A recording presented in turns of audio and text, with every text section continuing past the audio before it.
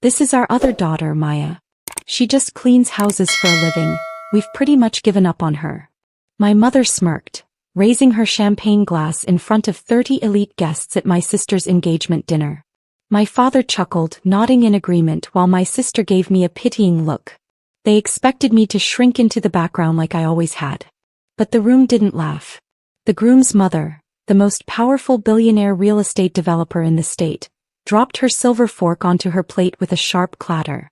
She froze, locked eyes with me, her face completely draining of color before whispering, "Wait, are you Maya Hayes?" The entire table went dead silent. "My name is Maya Hayes. I'm 32 years old, and for as long as I can remember, my worth in my family's eyes was measured entirely by appearances. To my parents, image was everything. If you didn't have an Ivy League degree, a corporate title, or a spouse with a trust fund, you were essentially invisible. That was why my younger sister, Chloe, was the golden child. At 26, Chloe had mastered the art of doing very little while expecting the world to hand her everything. She had just gotten engaged to Julian Vance, the heir to one of the most prominent commercial real estate empires in the state. For my mother and father, this wedding wasn't just a celebration. It was their golden ticket into elite high society. I almost didn't attend the engagement dinner. It was held in a private dining room at the Grandview Club, surrounded by crystal chandeliers, custom floral arrangements, and 30 high-profile guests sipping vintage champagne. I arrived in a tailored navy silk blouse and dark trousers, keeping to the edge of the room. I hadn't come to make a scene. I came simply out of basic family obligation. Then came the introductions. My mother, glowing with manufactured pride, stood at the head of the long banquet table. She raised her glass, gesturing dramatically toward Chloe and Julian before sweeping her gaze across the room. When her eyes landed on me, a subtle, patronizing smirk touched her lips. "And of course we must introduce our other daughter, Maya," my mother announced, pitching her voice loud enough to cut through the quiet classical music. "She's a bit different from Chloe. Maya just cleans houses for a living. We've pretty much given up on her ever fitting into rooms like this." My father let out a dry, dismissive chuckle from his seat, shaking his head with rehearsed disappointment. Chloe leaned back, suppressing a triumphant smile behind her wine glass. A heavy, uncomfortable hush fell over the entire table. I stayed still, keeping my posture straight and my expression calm. I didn't flinch. Across the centerpiece, Julian's mother, Eleanor Vance, a formidable billionaire known across the city's corporate sectors, suddenly stopped mid-gesture. Her silver fork slipped from her fingers, striking her porcelain plate with a sharp, echoing clatter. The color vanished from her face. Eleanor didn't look disgusted, she looked entirely stunned. She pushed her chair back slightly, locked her eyes onto mine, and asked in a low, trembling voice that silenced the entire banquet hall, "Wait, are you Maya Hayes?" To understand Eleanor's reaction, you have to understand the truth my family was too arrogant to ever see. 8 years ago, when I told my parents I was starting a residential and commercial cleaning service, they treated it like a scandal. My father called it peasant work. My mother told her friends I was taking some time off to find myself.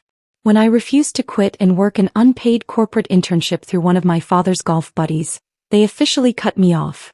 They thought I was down on my knees scrubbing baseboards in suburban kitchens. What they never bothered to ask was what happened after year 1. I didn't just build a little cleaning route.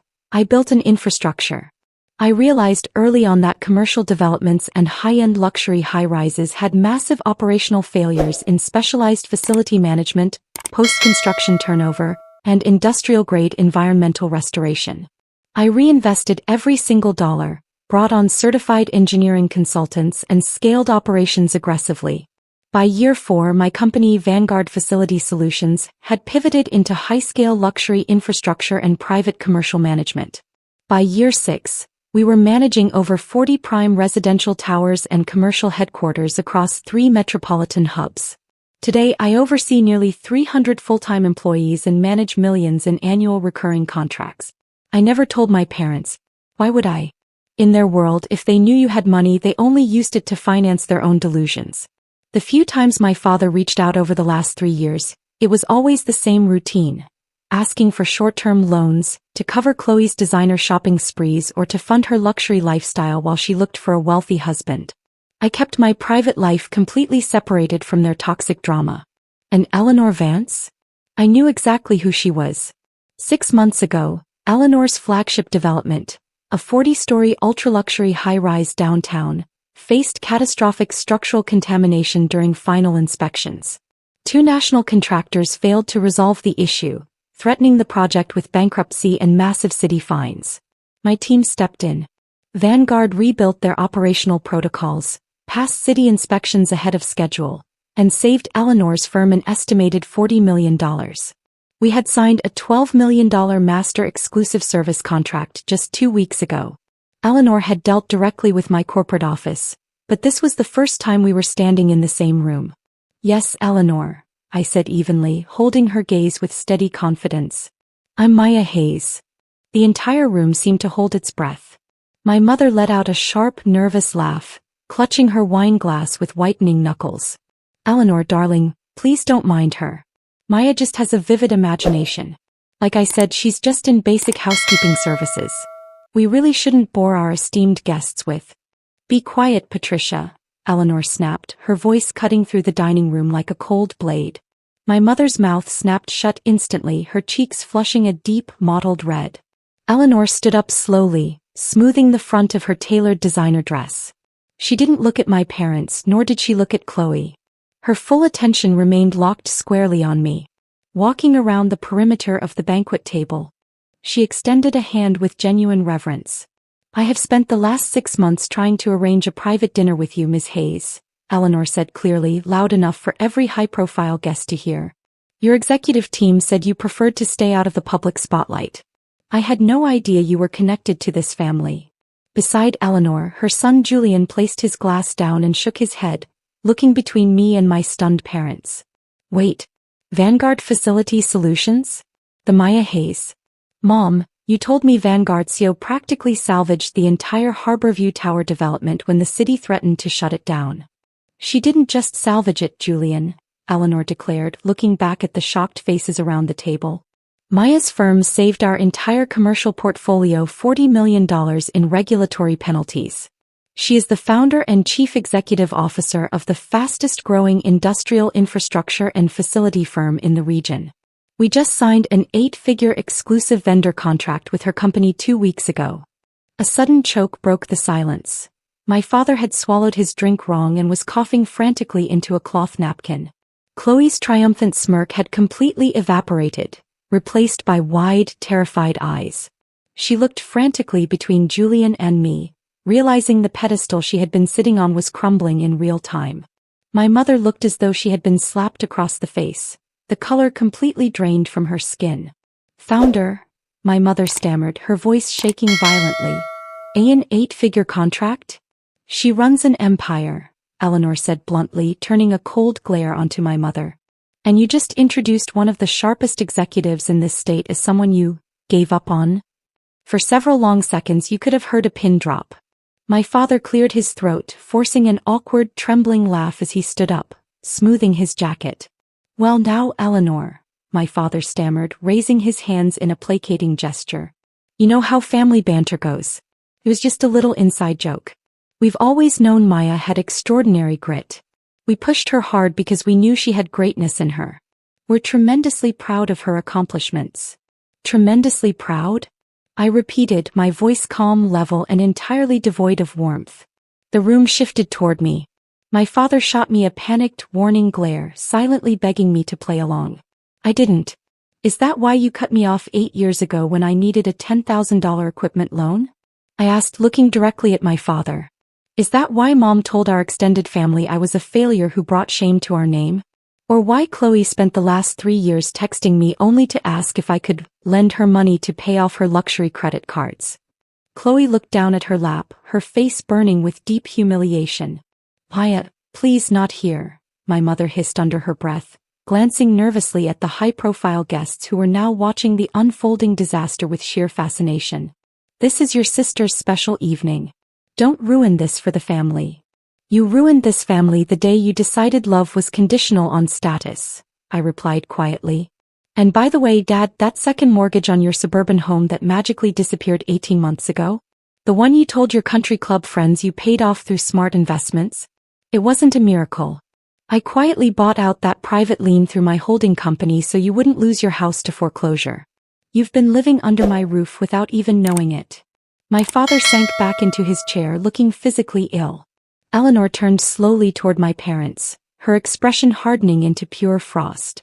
In our family, character and integrity matter far more than social performance. To humiliate your own daughter in a room full of strangers just to puff yourselves up is not just distasteful, it's despicable. She looked at Julian, whose jaw was set in rigid disappointment as he stared at Chloe. We will be having a very serious discussion about the legal and financial terms of this upcoming marriage. Maya, darling, my mother tried again, reaching across the table with trembling, desperate hands. We're your family. We love you. I took a sip of my water, set the glass down, and looked at them without anger, only absolute clarity. No, Mom. You loved the illusion of Chloe. You just didn't realize the daughter you discarded was the one holding your foundation together. I didn't stay for the rest of dinner. After saying a polite goodbye to Eleanor and Julian, I walked out into the cool evening air, feeling lighter than I had in nearly a decade. The fallout was swift and absolute. Over the next few weeks, the reality of what happened sank in. Julian's family didn't cancel the wedding, but they completely restructured the terms. Eleanor insisted on an airtight, ironclad prenuptial agreement with zero access to the family trust or corporate assets. Chloe's fantasy of an effortless, lavish inheritance vanished overnight. She was forced to sign the papers or walk away empty-handed. My phone blew up for weeks.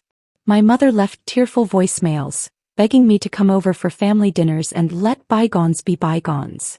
My father sent dozens of messages asking for business introductions, investment advice, and meetings with Vanguard's corporate partners. I didn't reply to a single text. Instead, I had my corporate legal team draft a formal notice directing all future communication regarding personal or financial matters through our administrative office. If they wanted access to my life, they would have to go through the very professional boundaries they spent 8 years mocking. Looking back, that dinner wasn't just a vindication. It was the final release I needed. For years, I had quietly sought their approval, hoping that if I just achieved enough, they would finally see my worth.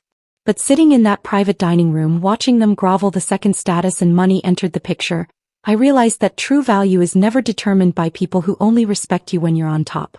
Today, Vanguard continues to expand into new markets. My life is private, grounded, and surrounded by people who value character over vanity.